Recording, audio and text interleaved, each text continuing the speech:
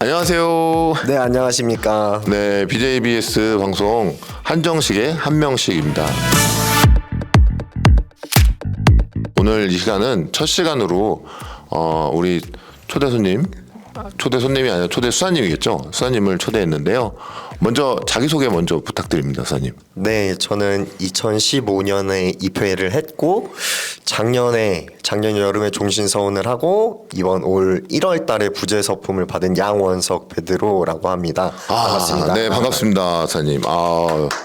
이렇게 첫 촬영인데 첫 네. 촬영에 응해주셔서 너무 감사드리고 사실 굉장히 떨려요 지금, 그죠? 수사님도 그렇지만. 네, 지금 손이 벌벌벌 떨려가지고 지금 카메라에 잡힐지 모르겠는데 지금 맞아요. 네, 휴대폰 진동이 오는 건지 제 몸이 떨리는 건지 잘 모르겠어요.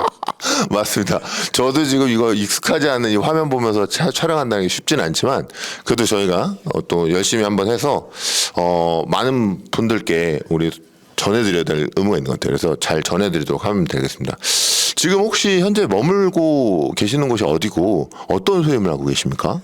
네, 저는 지금 복자사랑 수도원에서 수사님들 네 분이랑 함께 살고 있고요.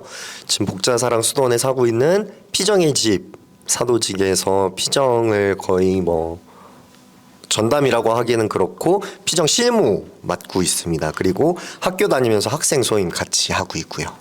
야, 굉장한 소임을 하고 계시네요. 제가 소문에 듣기로는 피정을 그렇게 잘하신다고 제가 소문이 났는데, 아니 얼마나 학생들이 그렇게 열광하고 떠오르는 차세대 피정의 신이다라는 얘기가 있는데 그 얘기 혹시 들으셨습니까? 네, 그 소문들이 너무 많이 들려와가지고 사실은 그 소문에 대해서도 제가 할 얘기가 굉장히 많은데. 네. 제가 잘하는 건 맞습니다. 네. 그 특히 이제 청년이나 아니면은 중고등부 피정을 특히 좀 이렇게 잘한다고 저는 생각을 하는데, 근데 그 제가 잘하는 이유가 뭐냐면 선배 수사님들이 먼저 피정을 하셨던 선배 수사님들이 모든 프로그램이라든지 아니면 어떻게 해야 되는지 노하우를 전부 전수를 해주셔서 제가 수사님들 보고 그대로 따라했더니 너무 잘 되는 거예요. 그래서 결론적으로 제가 잘하는 게 아니라 선배 수사님들께서 잘하셨던 걸 그대로 따라했더니 성공적이게 되고 있다. 모든 영광을 선배님께 돌리겠다. 야, 겸손까지 갖추셨네요. 야, 우리 수사님 정말 소문으로 듣더만 겸손도 있으시고 또 실력도 좋으시고, 야, 정말 나중에 정말 크게 되실 것 같다는 생각이 듭니다. 수사님, 그러면 혹시 그 수사님께서 처음으로 이 수도원 문을 두들기고 어떤 계기로 오시게 되셨는지 궁금해요, 굉장히. 저는 사실 굉장히 우연한 계기로 수도원에 들어오게 됐었고요. 네. 처음에 성당에서 그때 이제 성당 저희 본당에서 영화 상영회를 할 때였습니다. 근데 그냥 우연히 영화가 보고 싶었고 영화를 보러 갔고, 영화를 보던 중에 목이 말라서 이제 정수기에 물을 마시러 갔는데 우연히 그 자리에서 저희 본당 수녀님과 학사님이 얘기를 나누던 중이셨고, 그때 수녀님이 갑자기 저를 보시더니 너 혹시 신학교 가보지 않을래? 라는 한마디에 그 순간 뭔가 모르게 갑자기 안에서부터 무언가가 막 끌어올랐어요. 그래서 그래요? 이 끌어오름과 벅참이 한 일주일 동안 지속이 됐고, 정말 내가 이 길을 선택한다면 평생 가야 될 길인데 내가 평생 그쪽에서 살 수 있을까? 내가 평생을 무언가를 하고 산다면 금방 질리거나 떨어져 나가지 않을까? 이런 고민을 한 일주일 정도를 하고 고민을 한 끝에 결론적으로는 신학교 가야겠다 결론이 서서 제 수연님께 말씀을 드리고 예비신학교를 나가기 시작했는데, 그때 또 우연히 저희 본당 수녀님과 저희 수도에 계시던 수사님이랑 친척 관계셨어요. 그래요? 네. 그래서 이제 사제가 되는 길은 한 가지만 있는 게 아니다. 그래서 이제 저희 수사님 소개를 받고 이제 성소 모임, 성소자 캠프가 있다는 걸 알았고, 또 우연히 마침 그 날짜가 일정이 없어서 성소자 피정을 갔었죠. 그래요?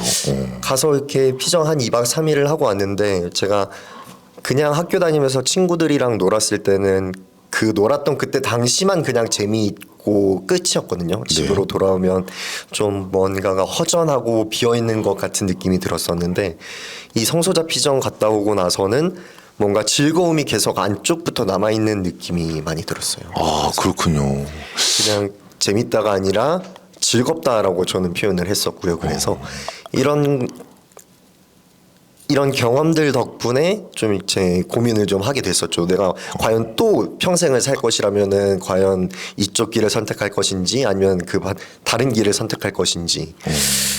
그래서 그때도 아마 이제 처음 신학교 가보지 않을래라는 얘기를 들었던 것처럼 좀 이렇게 끌어오르는 마음속으로부터 끌어오르는 게 더 있었어가지고 수도원으로 선택을 하게 됐었고.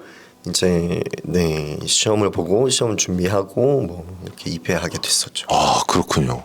혹시 그러면 그 교구로 가고 싶었던 그런 마음은 없으셨어요? 왜냐하면 우리가 여러 가지 길이 있어요. 사실 수도회를 아는 것도 쉽지 않은데 그 약간의 어떤 선택의 어떤 갈림길 그런 것들은 없으셨나요?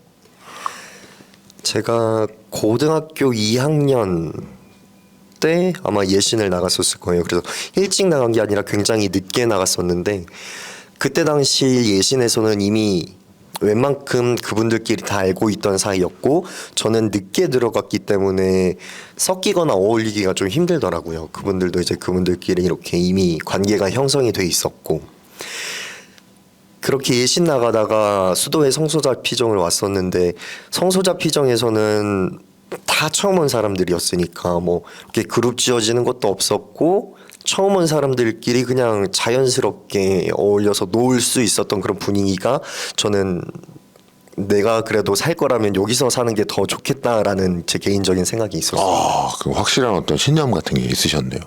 그러면 혹시 그 입회하시기 전이나 혹은 입회하시고 나서 어떤 본인만의 어떤 하느님 체험이 있으셨어요? 저는 수련기 때 피정을 하면서 좀 크게 느꼈었던 게 있는데 아, 그 거룩한 수련기. 네, 야, 네, 제일 많은 거룩했어요. 분들이 네. 거룩한 수련기를 하죠. 네, 이 얘기를 다 하자면 한 6박 7일 정도로 계속 얘기를 해야 돼가지고 그래요, 굉장히 맞아요? 짧게 간략하게 말씀을 드리자면 이제 제가 하나님께 불만이 좀 있었습니다 그때. 그렇죠. 누구나 하나님께서 생겨요. 무언가를 저에게 뺏어 가셨고 그걸로 인해서 저에게 발생되는 모든 문제점들이 그곳으로 다 이렇게 소급이 됐었어요. 그렇군요. 그래서 감실 앞에 앉아서 기도를 하는데 너무 화가 나서 막 하느님한테 따지고 욕도 하고 감실을 막 진짜 집어 던지고 싶은 그런 분노가 차올랐었는데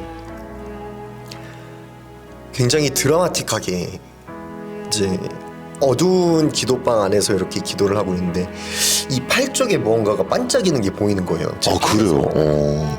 근데 그게 뭐였냐면 제가 좀 해진 옷을 입고 있었거든요.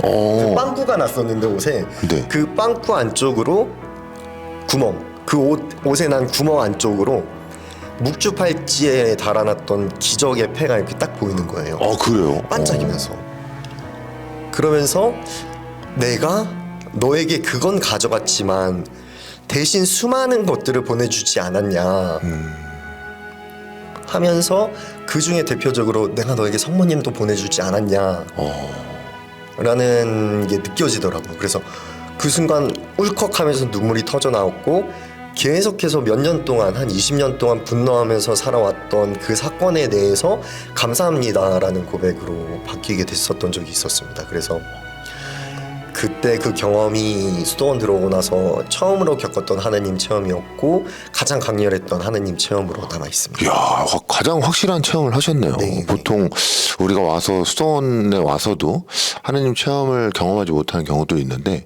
이미 수사님께서는 벌써 자세가 된 건데 준비가 모든 준비가 다 끝나신 것 같아요. 그렇기 때문에 또 이 자리에 또 불러주신 게 아닐까 생각됩니다. 그래요. 그러면 혹시 지금 수도 생활을 하시면서 혹시 가장 행복했던 때 혹은 내가 기억에 남았던 그런 때가 있으셨나요? 정말 좋았었을 때는 제 이제 성소랑도 조금 연결이 되는데요. 제가 처음에 신학교를 가고 싶다고 결심했던 게 누군가를 도와주고 싶어서라는 마음이 좀 컸었거든요.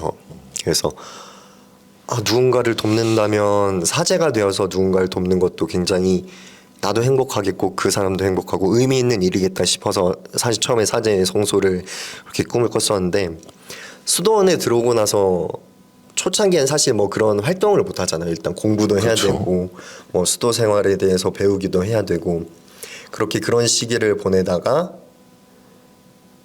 이제 뒤에 나오겠지만 힘든 시기를 제가 한번 겪었어요. 수도원 안에서. 그래요?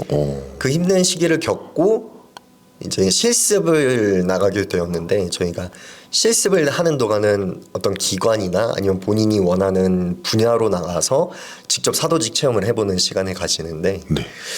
그때 그 실습을 하면서 내가 처음에 꿈꿔왔던 그 누군가를 돕는 사제직 그리고 사도직 그런 활동을 직접 해보는 기회가 됐었어요. 그래서 굉장히 보람이 있었고 그동안 힘들어했던 그런 상처들이나 괴로움이 조금 그 실습 덕분에 많이 씻어지고 저도 성화될 수 있었고 그래도 그 쌓였던 분노가 조금은 누그러들고 성찰할 수 있게끔 해줬었던 시기인 것 같아요. 그 실습 시기가. 아, 정말 본인한테는 특별히 또 기억이 되는 시기가 아닐까 싶었습니다.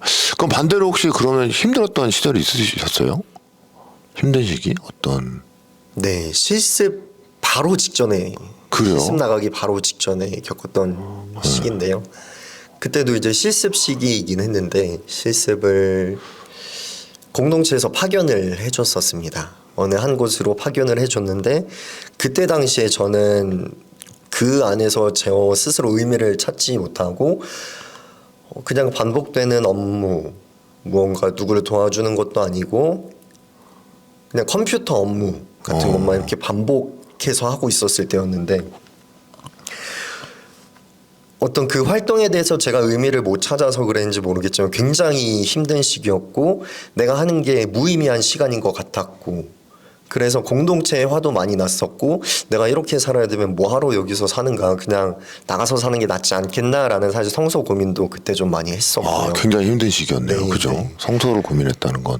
그래서 뭐 이제 가끔 공동체로 오시는 수사님들이 저를 보면서 너 왜 이렇게 표정 안 좋아졌냐고 너 그러다가 진짜 수도원 나간다고 살고 싶으면 담당 수사님 찾아가서 면담 요청하라고 그래서 그때 너무 힘들고 너무 화가 나서 이제 면담 요청도 사실은 어떤 그런 오기가 생겨서 했었죠.